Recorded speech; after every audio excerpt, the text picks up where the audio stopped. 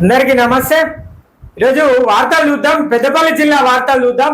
సాక్షి దినపత్రికల జర్నలిస్టులు అందరూ ఎట్లాంటి వార్తలు రాస్తారు, మరి ప్రజలకు ఉపయోగపడే ముచ్చటేంది, అదే విధంగా the great Ramagundam municipal corporation కోసం ఒక గమ్మత్ ముచ్చట పట్టుకొచ్చింది. ఇది నాకైతే గమ్మత్ అనిపిస్తుంది.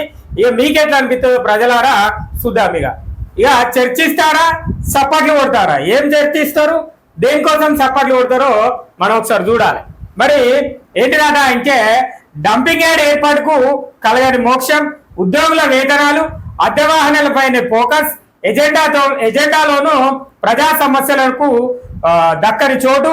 నేడు రామగుండం నగర 15వ సాధారణ సమావేశం చేస్తారట. ఇక గమ్మత్ ముచ్చట అంటే ఇదెంత గమ్మత్ ముచ్చట అంటే ప్రజలారా, పోయిన సంవత్సరం 2023 అక్టోబర్లో వేసిర్రు ఏది ఈ యొక్క సమావేశం. మళ్ళా ఈ నెల 2024 ఆగస్టులో చేస్తారు. ఇది నిజంగా గమ్మదైన ముచ్చటనే చెప్పుకోవాలి. ఎందుకంటే మనం సమావేశాలు ఎట్లుంటావో తెలుసు కదా. మార్చిలో గతంలో ఒకసారి బడ్జెట్ సమావేశం పెట్టినప్పుడు అక్క చెప్పింది మన దగ్గర పైసలే లేవు, మనం ఎందుకు ఈ సమావేశాలు అన్ని దండగా అని చెప్పేసి చెప్పింది. ఇక ఈ సమావేశంలో డంపింగ్ యార్డ్ ఉన్నదా, రామగుండం మున్సిపల్ కార్పొరేషన్ చెత్త పోసుకునేదానికి జాగున్నదా? మొన్నటిదాకా సింగరేణిలో పోసే సింగరేణి వాళ్ళు వాళ్ళు ఓసిఫై చేసుకున్నాక తీసుకుపోయి ఎఫ్సిఐ స్థలంలో పోసి ఇక మంది అదే మన భాషలో చెప్పుకోవాలంటే మంది స్థలాలలో పోసుకుంటుంది తప్ప పూర్తి స్థాయిలో మరి మనకు సొంత స్థలం కేటాయించుకోవాలి, మనకు సొంత వ్యవస్థను తయారు చేసుకోవాలని రామగుండం బల్లియాకైతే లేదు. ఇక దీన్ని హుడా చేసి ఇక ఈ గోదావరిఖని పట్టణాన్ని అభివృద్ధి చేసి ఇక అన్నీ ఎప్పుడే ఎవరికి ఏది నచ్చితే అది ఎప్పుడే, అధికారులు ఎప్పుడే, నాయకులు ఎప్పుడే, మరి ఏది ఏడవైంది అభివృద్ధి, ఎటు తట్టుకున్నది, ఎక్కడ తట్టుకుపోయింది గోదావరిఖని పట్టణ అభివృద్ధి ఏడ తచ్చిందో నాకైతే అర్థం కాలే. ప్రజలారా నిజంగా మన భాషల్లో మాట్లాడుకుందాం. ఇక మనం చదువుకున్నట్టు మాట్లాడుకుంటే మన మాట ఎవరు ఇంటలేరు. మరి ఇక మనం చెప్పేది ఏంటంటే ఏడ తట్టుకున్నది గత 5 ఏళ్ల నుంచి గోదావరిఖని పట్టణ అభివృద్ధి ఏడ తట్టుకున్నది, ఏడ అయిపోయింది. నిజంగా ఒక డివిజన్ మేయర్ను ఓట్లేసి గెలిపించిన ఒక డివిజన్ కు పోతే ఇనుప ముక్కల మీద నడతారు. నేను ముక్కలే అంటా అని చెప్పిన అవి ఇనుప రాడ్లు వేసుకొని వాటి మీద నడతారు. కాలువ మీద అటు ఇటు దాటడం కోసం, ప్రయాణం చేయడం కోసం ఇనుప ముక్కల మీద వాళ్ళు నడతారు. దీనికి బడ్జెట్ లెక్కేసినాం, మేము అది రాస్తున్నాం, ఇది గీస్తున్నాం అని చెప్పిర్రు. ఇక విఠలనగర్ ఏరియా పోతే అక్కడ మీ సేవ ముందు అక్కడ ఒక కాలువ కూలిపోయి ఉన్నది. మరి అది కాలువ కూలాలి, మొత్తం రోడ్డు అడ్డం పడాలి, గప్పుడు కానీ మనకు సోయేస్తుంది. ఇది ప్రజలారా మనం కూడా ఎన్నో చిన్న చిన్న విషయాలను కదిలించడం.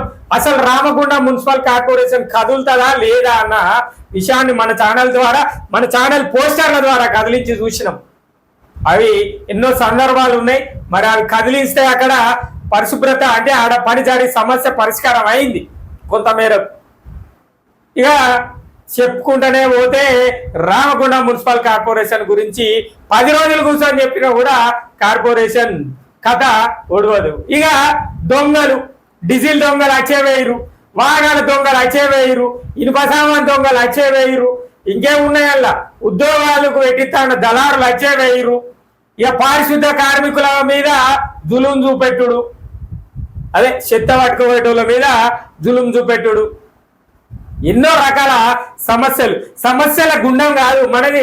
రామగుండం మున్సిపల్ కార్పొరేషన్ కాదు, సమస్యల గుండానికి సంబంధించిన కార్పొరేషన్ అంటే రామగుండం మున్సిపల్ కార్పొరేషన్ అని చెప్పుకోవాలి. నేను వార్తే చెప్పలే, గింత ముచ్చటే చెప్పిన ప్రజలారా. ఇక వార్త చదువుకుంచి ఇంకెన్ని ముచ్చట్లు ఉంటాయో నాకైతే తెలియదు, కానీ నాకైతే గమ్మత్ అనిపిస్తుంది ముచ్చట. దీని కోసం నేను ఇలా మున్సిపల్ ఆఫీస్ కాడ పోయి కూర్చుంటా, మన ఛానల్లో మాట్లాడిపిస్తా. మరి ఈ సాధారణ సమావేశంలో ఏం చెప్పారు అన్న, ఏం చెప్తారన్నా, మరి ఏం చెప్తారన్నా అనే దాని గురించి మనం మాట్లాడదాం.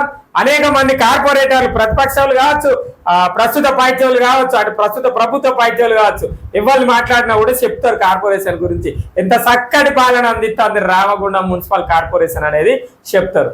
ఇక ఏంటంటే అంటే సుమారు 11 నెలల క్రితం రామగుండం మున్సిపల్ కార్పొరేషన్ సాధారణ సమావేశం నిర్వహించారు. దాదాపు దాదాపు 7 నెలల క్రితం బడ్జెట్ పై పాలకవర్గం సమావేశం అయింది. ఆ తర్వాత ఒక్కసారి కూడా పాలక అధికారులు సమావేశమైన దాఖలాలు లేవు. ప్రజా సమస్యలపై చర్చించిన నాదుడే లేడు. ఎందుకు చర్చిస్తాడు? వీళ్ళకి ఏం పని? ప్రజా సమస్యల కోసం మేయర్కి అవసరమా, కార్పొరేటర్కి అవసరమా, మున్సిపల్ కమిషనర్ సార్కి అవసరమా? ప్రజల యొక్క సంక్షేమాలు ఎందుకు? ప్రజలు ఏడబతుకుతేందుకు? ప్రజలు రోడ్ల మీద ఉంటేందుకు? ప్రజలు నీళ్ళల్లో ఉంటేందుకు? ప్రజల కాలువలాలు ఉంటేందుకు? ఆ కాలువల చెత్త ఉంటేందుకు? చెత్తను అంతా రోడ్డు మీద పోసినా కూడా పట్టించుకునేటోళ్ళు ఎవరు లేరు. దానికోసం మాట్లాడుకునే అధికారి లేరు, దానికోసం మాట్లాడుకునే మున్సిపల్ నాయకులు లేరు ఎవ్వరు. ఇక ఏమన్నా చెప్తే మా ఎమ్మెల్యే సార్ ఏదైనా అన్న వచ్చిండు చేస్తా అని చెప్తున్నాడు. మీరు సహకరిస్తే చేస్తాడా, లేకపోతే మీరందరూ చేతులు కట్టుకొని ఉంటే ఎమ్మెల్యే చేస్తాడా? మరి కార్పొరేషన్ తీసేసి గ్రామ పంచాయతీ చేస్తే అన్న పరిపాలిస్తాడు కదా మంచిగానే. ఇది కూడా ఆలోచన వేయాలి ప్రజలారా.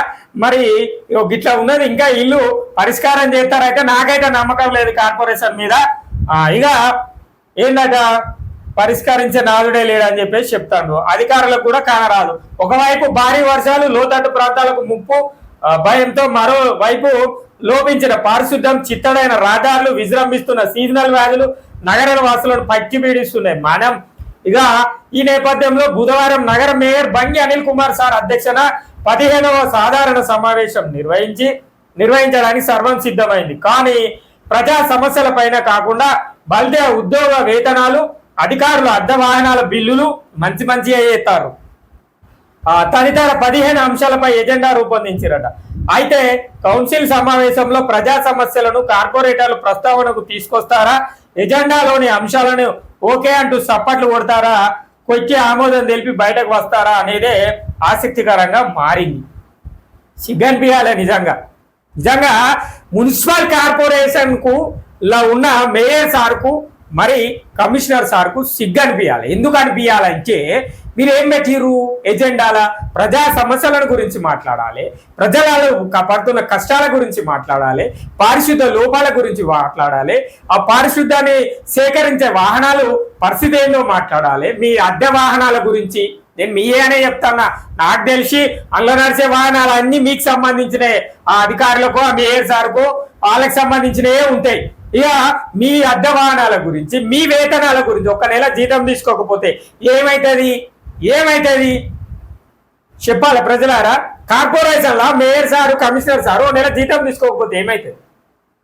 ఏమన్నా మొద్దులు పడిపోతాయా, కిరీటం పడిపోతుందా?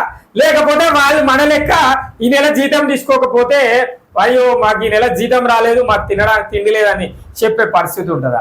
ఎవరికి నచ్చిన కుంభకోణం వాళ్ళు వేసుకునే వాక్యే. ఏది చూసినా, ఏది గెలికినా కుంభకోణం. ఏది ప్రజా సంక్షేమాలు ఏవి, ప్రజా సమస్యలు ఏవి? ఇక మీరు పెట్టుకున్న ఎజెండాలకు మన కార్పొరేటర్లు సపోర్ట్ కొట్టేస్తారు కావచ్చు.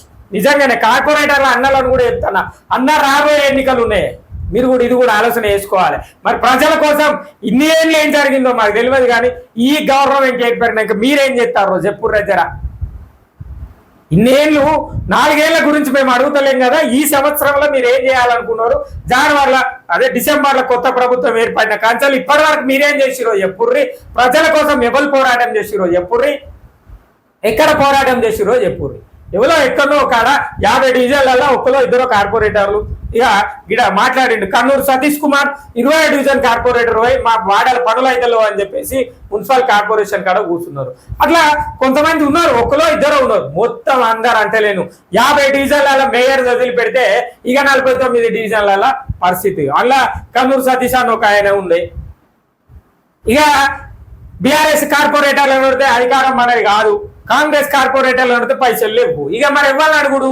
మేయర్ సార్ని అడిగితే TDF నిధులు ఎన్నడత్తాయి, ఎప్పుడు చేస్తారు, ఎన్నడు తీసుకొస్తారు, ఇంకా ఎప్పుడు వస్తాయి? మరి రాకముందే శంకుస్థాపనలు ఎట్లా చేసిర్రు? ఇది కూడా ఒక ప్రశ్నగానే మారుతుంది. ఇప్పుడు NTPCలో 2 కోట్లు అన్నారు, రమేష్ నగర్లో 2 కోట్లు అన్నారు. మొన్న మన ఉప ముఖ్యమంత్రి కూడా వచ్చి ఓపెన్ చేసిపోయింది. సరే అది సింగరేణి అనుకుందాం. గతంలో ఓపెన్ చేసిన NTPC పరిస్థితి ఏమైంది? మున్సిపల్ కార్పొరేషన్ ఆధ్వర్యంలో ఎమ్మెల్యే గారితో ఓపెన్ చేయించిన పనులు ఎందుకు అయిపోయినాయి అంటే కార్పొరేషన్ ఓపెన్ చేయడానికైనా అంటే మేము ప్రజాపాలన అందిస్తామని వచ్చిన వాళ్ళని కూడా మీరు మభ్యపెట్టే ప్రయత్నమేనా? నిజంగా అన్న నేను చెప్పేది ఏంటంటే కార్పొరేటర్లు కాదు, నేను ఈ అన్ని కంటే ఎమ్మెల్యే సార్కి చెప్పే ముచ్చట. మకాన్ సింగ్ రాజన్న మీకు చెప్పే నాయకులు ఎవరో కానీ మొత్తం అభివృద్ధి చెందిందని చెప్తారు కానీ అన్న ఇక్కడ ఎప్పుడు కూడా మీరు వచ్చిన తర్వాత మీరిచ్చిన ఆదేశాలు ఏదైతే ఒక వ్యవస్థ కోసం అనేక రకాల సమస్యల పరిష్కారం కోసం మీరిచ్చిన ఆదేశాలు ఎక్కడ కూడా 30% కూడా పని కాలే. ఇది నిజమన్నా? మీరు కావాలంటే మీరు ఎక్కడైతే ఆదేశాలు ఇచ్చిరో ఒక్కసారి ఆ ఆదేశాల అనుసారం మీరు క్రాస్ ఎగ్జామినేషన్ చేయుర్రి. నిజంగా నేను చెప్పొచ్చిన కాడ పని అయింది అని మీకు ఎక్కడన్నా అనిపిస్తే మాకు చెప్పుర్రా. నిజమన్నా ఇది? ఎందుకంటే నాకైతే మేయర్ సార్ మీద పూర్తిగా నమ్మకమే లేదు, ప్రథమ పౌరుల మీదే నమ్మకం లేదు. సార్ ఏమేమి ఇచ్చిండు ఎజెండాలా? ఏం ఎజెండా పెడతాడు? అద్దెకారులు అలా జీతాలు, ప్రజల సమస్యలు వద్దు. మరి మున్సిపల్ కార్పొరేషన్ మనది ఒక పెద్దపల్లి జిల్లాలోనే ఒక మొదటి కార్పొరేషన్, మనకే డంపింగ్ యార్డ్ లేదు, మరొక డంపింగ్ స్థలం ఉందాం, ఇది వద్దు. హిందూ శ్మశాన వాటిక పోతే ఇక ఆడ అట్లనే ఉంటది కథ. ఏదో ఎమ్మెల్యే సార్ ఆదేశాల అనుసారం 2 రోజులు వేసిరు, పని బంద్ అయిపోయి. కళ్యాణ్ నగర్ లో ఓపెన్ చేసిరు 2 కోట్లు పెట్టి, ఏమైంది? ఎన్టీపీసీలో ఓపెన్ చేసిరు, ఏమైంది? రమేష్ నగర్ లో ఓపెన్ ప్రారంభం చేసిరు, ఏమైంది? అంటే టెండర్లు వెళ్తారు, ఇక ఇంకెప్పుడు వెళ్తారు? మున్సిపల్ కార్పొరేషన్ ఎన్నికలు ఎన్నడు? జనవరిలో జరుగుతాయి. జనవరిలో మున్సిపల్ ఎన్నికలు అయితే ఇప్పుడు మనం ఉన్నది ఎప్పుడు? సెప్టెంబర్. ఇక 4 నెలలలో పని అవుతుందా? ప్రజలారా చెప్పుడు. నిజంగా ఆలోచన చేయాలి ప్రజలారా. నా వార్త మీకు కొట్టే తిట్టే అన్న కథ లెక్కనే కనబడుతుంది కానీ నిజమే మాట్లాడుతాను. ఒక సామాన్య పౌరునిగా మాట్లాడతాను, ఒక రామగుండం మున్సిపల్ కార్పొరేషన్ పౌరునిగా మాట్లాడతాను. ఇది ప్రజలారా ఇంకా వీళ్ళు ఎజెండాలు పెట్టుకుంటారట. ఏది? అద్దవాహనాల కోసం బిల్లులు రావాలి, తర్వాత వాళ్ళ జీతాలు అయితే బరాబర్ రావాలి, వాళ్ళ సంచి నిండాలి. కానీ ప్రజల సంచులు నిండద్దు, ప్రజలు తినద్దు, ప్రజలు ముక్కిపోయి ఉండాలి, ప్రజలు గదే సీజనల్ వ్యాధులతో బారిన పడి ఉండాలి. వాళ్ళకి రోడ్లు వద్దు, వాళ్ళకి డ్రైనేజీలు వద్దు, వాళ్ళకి ఏదద్దు. మీకైతే డీజిల్ దొంగలు ఉండాలి మీతోటి, లైట్ల దొంగలు మీతోటే ఉండాలి, పారిశుద్ధ కార్మికులు వాళ్ళు చేసే పని జీతాలలో కూడా మీరే దొంగలు ఉంటారు. ఇది రామగుండం మున్సిపల్ కార్పొరేషన్ గురించి. ఇక మాట్లాడితే కోపం,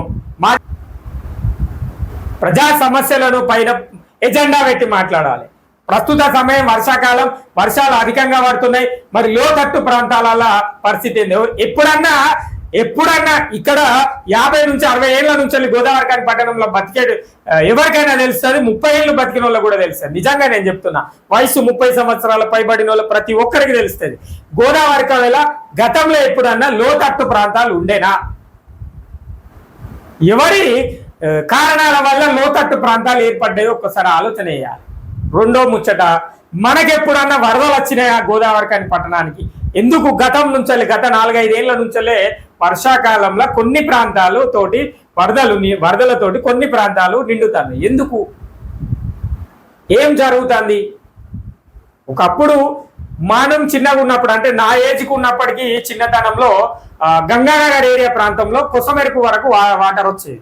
ఇప్పుడు సప్తగిరి కాలనీ మునుగుతాన్ని, అటు పోతే ఇక మెయిన్గా గోదావరి నది పరివాహక ప్రాంతం అంతా మునుగుతుంది. ఎందుకు మునుగుతుంది అంటే అధికారుల నిర్లక్ష్యం, మరి అప్పుడున్న నాయకుల అండదండలు అట్లుండే, అందుకని వరదలు వస్తాయి. కరకట్ట కడతా అని చెప్పేసి ప్రజా సంఘాలు కరకట్ట కట్టాలని అనేక సార్లు కలెక్టర్కు, డిప్యూటీ కలెక్టర్లకు, అడిషనల్ కలెక్టర్లకు, జాయింట్ కలెక్టర్లకు, ఎంఆర్ఓకు, మేయర్కు, ఎమ్మెల్యేకు, ఎంపీలకు ఇచ్చిరు కరకట్ట కట్టమని. కట్టిరా అయినా లేదు. ఇట్లాంటి ఆలోచనే ఫస్ట్ ముందు ఏం చేయాలంటే ప్రజలారా, వీళ్ళు చేసే సాధారణ సమావేశంలో ముందు మేయర్ సార్కు నడిచే వాహనం బిల్లు రావాలి, కమిషనర్ సార్కు నడిచే వాహనం బిల్లు రావాలి, తర్వాత ఉన్న అధికారులకు నడిపించుకునే వాహనాల బిల్లులు రావాలి.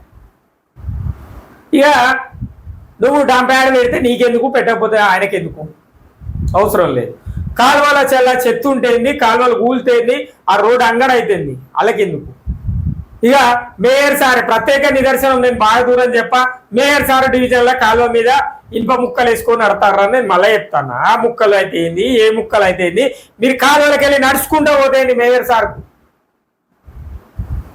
ఎవరు ఎట్లా పోయినా కూడా సార్కి అవసరం లేదు, సార్ మాత్రం సేఫ్, కమిషనర్ సార్ కూడా సేఫ్. ఈ ముచ్చటను అనా ఇన్ని సమస్యలు ఉన్నాయని ఎమ్మెల్యే గారి దృష్టికి ఎట్లా తీసుకుపోవాలి, ఎవరు తీసుకుపోవాలి? చెప్పేటోళ్ళు ఎవరైనా మంచిదే, కానీ మంచిగా మన ప్రజా సమస్యలను అందించే వేసేది ఉంటే అన్న ఆదేశాలు ఇచ్చిన కాడ మినిమం 50% అన్న అయ్యేది, 30% కూడా కాకపోవడం అనేది ఇది చాలా సిగ్గుపడాల్సిన ముచ్చట. ఇక ఇది గిట్లా ఉన్నది పంచాయతీగా. ఇది గోదావరి కానీ దుర్గానగర్ ఎమ్మెల్యే నివసించే అపార్ట్మెంట్ ఇక్కడే ఉంది. యూజీడీ కోసం తవ్వి వదిలేసిన రోడ్లు ఇటీవల కురిసిన వర్షంతో ఇలా బురదగా మారింది.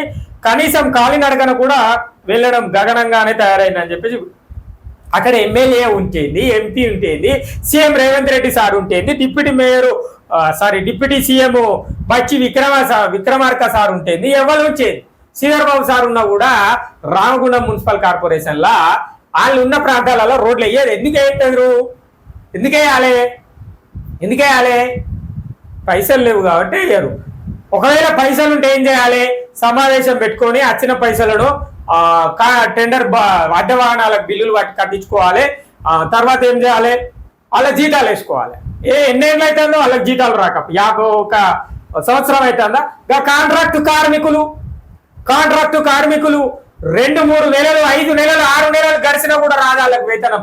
వాళ్ళు జీవనం సాగిస్తలేరు. మీరు ఒక్క నెల రాకపోతే మీకు ఏమైతుంది? ఒక్క నెల రాకపోతే ఏమైతుంది? 2వ నెల వస్తాయి కదా. ఈ ఆలోచన చేసి పెడితే అయిపోతాయి కదా. బుర్ర పెట్టే ఆలోచన చేస్తే గోదావరి పట్టణం అభివృద్ధి చెందుతాయి కదా. ఇవన్నీ ఆలోచన వేయరు. వాళ్ళకు మాత్రం పర్ఫెక్ట్ గా వేతనాలు రావాలి. పర్ఫెక్ట్ గా వాళ్ళ బినామీల పేర్ల మీదనో లేకపోతే వాళ్ళ సొంత పేర్ల మీదనో వచ్చిన అడ్డ వాహనాలకు బిల్లులు అయితే రావాలి. ఇక ప్రజల జీవనము ఏడిపోతేంది. కార్పొరేటర్ల మాటినరు. ఎవరి మాట ఎవరి మాట వింటరు? కార్పొరేటర్ చెప్తే ఎడముఖం పెడముఖం ఏది చెప్పి నెరవాడి వచ్చి పాపం సతీశన్న కూర్చొని ధర్నా చేసి అంతకుముందు 32వ డివిజన్ అయితే శివ కూడా చేసిండు. ఇట్లా ఇంకో డివిజన్ లో ఓ డివిజన్ కార్పొరేటర్ అని మొత్తుకుంటాడు. నేను బీఆర్ఎస్ పార్టీ కార్పొరేటర్ల గురించి చెప్తాను. నిజంగా కాంగ్రెస్ పార్టీ కార్పొరేటర్లు ఎవరు మొత్తుకుంటలేరు. అట్లా చెప్పాలి. వాళ్ళ పేర్లు కూడా చెప్తే ఇక పాపం వాళ్ళ మీద ఒత్తిడి, నువ్వు అట్లెందుకు చేసినావు, ఇటెందుకు చేసినావు, అదెందుకు చేసినావు, ఇదెందుకు చేసినావు అని చెప్పేసి ఆ కార్పొరేటర్ల మీద ఒత్తిడి. ఇట్లా ఉన్నది ప్రజలారా. ఇక నిలిచిన అభివృద్ధి పనులను చేపట్టేది పాత మున్సిపల్ కార్యాలయం ఆవరణలో 8 కోట్లతో మల్టీ కమర్షియల్ షాపింగ్ కడతారు, తొందరగా కడతారు. విఠల్ నగర్ లో 5 కోట్లతో చేపట్టిన సమీకృత మార్కెట్. ఇది తొందర అయితే పాత మున్సిపాలిటీ ఆఫీసులో మల్టీ కాంప్లెక్స్ ఇచ్చి కమర్షియల్ షాపింగ్ కాంప్లెక్స్ కడతారట. ఎన్నేళ్ళ నుంచి కడతారు అయ్యా? 8 కోట్ల రూపాయల టెండర్ అట. ఇక 5 కోట్లతోటి విఠల్ నగర్ లో కూరగాయల మార్కెట్ పెడతామని కట్టిరట. ఏది హనుమాన్ నగర్ లో 4 కోట్లతో ఆడిటోరియం అయితే తొందర అవుతుంది. ఇక 9.5 కోట్లతో కమ్యూనిటీ హాల్, 2 కోట్లతో సీనియర్ సిటిజన్ క్లబ్, 3 కోట్లతోటి స్విమ్మింగ్ పూల్, ఇండోర్ స్టేడియం, 1 కోటి రూపాయలతో పశు వైద్యశాల తదితర పనులు ఇంకా చెయ్యరయ్యా. పైసలున్న వాళ్ళ అద్దె బిల్లులకు వాళ్ళ వేతనాల కోసం వాడుకుంటారు తప్ప వాళ్ళు ఏం చేయరు. పశువుల హాస్పిటల్ కడతారా? ఆడిటోరియం కడతారా? సీనియర్ సిటిజన్లకు క్లబ్ కడతారా? ఇండోర్ స్టేడియం కడతారా? ఇవన్నీ ఓనీరు కానీ ఇండోర్ స్టేడియం కడదా? ముందుగా మీరు చెత్త పోసుకొని ఇంకో స్థలం కొనుక్కోరు. ఆ సింగరేన్ దగ్గరనో, ఆ ఎఫ్సీ దగ్గరనో, ఎన్టీపీసీ దగ్గరనో ముందుగాల మున్సిపల్ కార్పొరేషన్ చెత్త పోసుకోవడానికి ఇంత జాగా కొనుక్కోమని చెప్పాలి. ఆ జాగే లేదు కానీ ఇలాంటి అది కడతాం, ఇది కడతాం, ఆడ కడతాం, ఈడ కడతాం, ఆడ వేస్తాం, ఈడ వేస్తాం. ఇక పాత మున్సిపాలిటీ ఆఫీస్ నేను చిన్నగా ఉన్నప్పుడు ఉలవ ఇచ్చారు.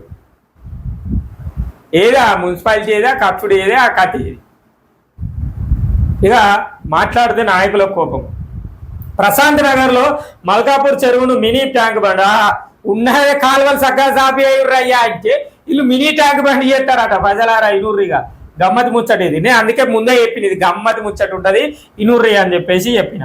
విఠల్ నగర్, ఎన్టీఆర్ నగర్ లో సుమారు 9 కోట్లతో చేపట్టిన సమీకృత మార్కెట్ భవనాలు పూర్తి కాలే.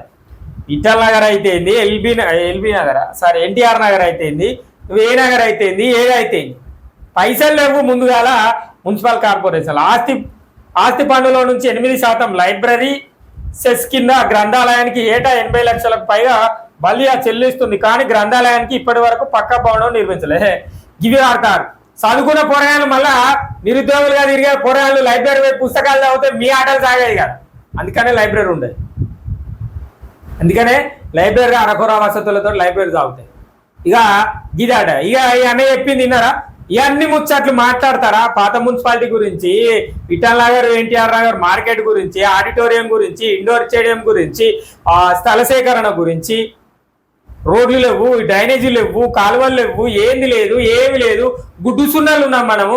మరి ఇవన్నీ కార్పొరేటర్లతో మాట్లాడి చర్చిస్తాడా ఎవరు? Mayor sir.